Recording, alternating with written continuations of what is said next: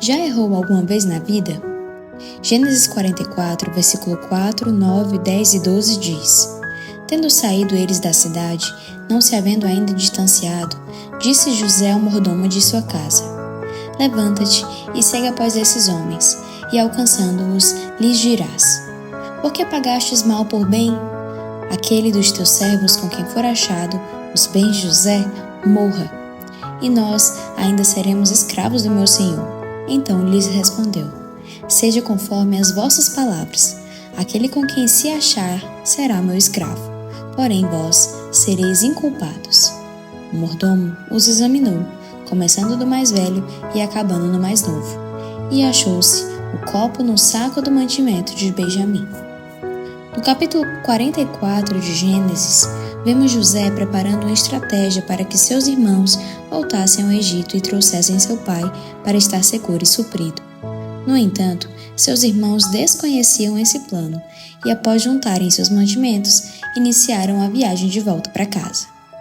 Assim que partiram, um dos servos do Egito os acusou de serem ladrões. Judá, o irmão mais velho, afirmou de que maneira nenhuma eles eram ladrões e declarou que se fosse encontrado algo roubado em suas bagagens, todos se tornariam escravos do Egito. O que ele não sabia era que José havia colocado secretamente um objeto dentro da bagagem de Benjamim. Por causa desse juramento precipitado, todos foram obrigados a retornar ao Egito. Chegando lá, José afirmou que apenas o irmão mais novo deveria ficar como escravo. Diante dessa situação, Judá chorou e implorou, explicando que se Benjamim não voltasse para casa, seu pai morreria de tristeza. Queridos, quantas vezes lamentamos nossa sorte, sentindo dor e culpando Deus em situações em que nos encontramos, quando na verdade fomos nós mesmos que nos precipitamos em julgamentos e promessas sem considerar que nem tudo depende apenas de nós?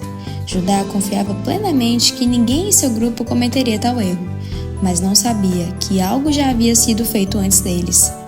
Da mesma forma, muitas vezes fazemos promessas e assumimos compromissos acreditando que tudo está sob controle, sem considerar que há fatores além do nosso conhecimento e controle.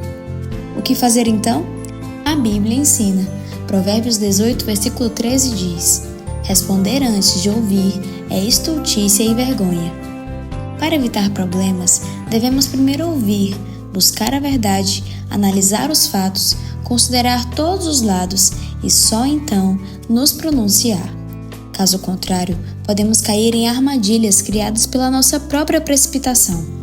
Provérbios 20, 25 diz: É uma armadilha consagrar algo precipitadamente e só pensar nas consequências depois que se fez o voto.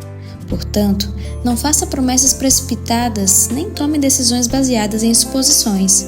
Espere, ore e busque orientação. Se não obtiver resposta, continue orando, mas não se comprometa sem ter certeza.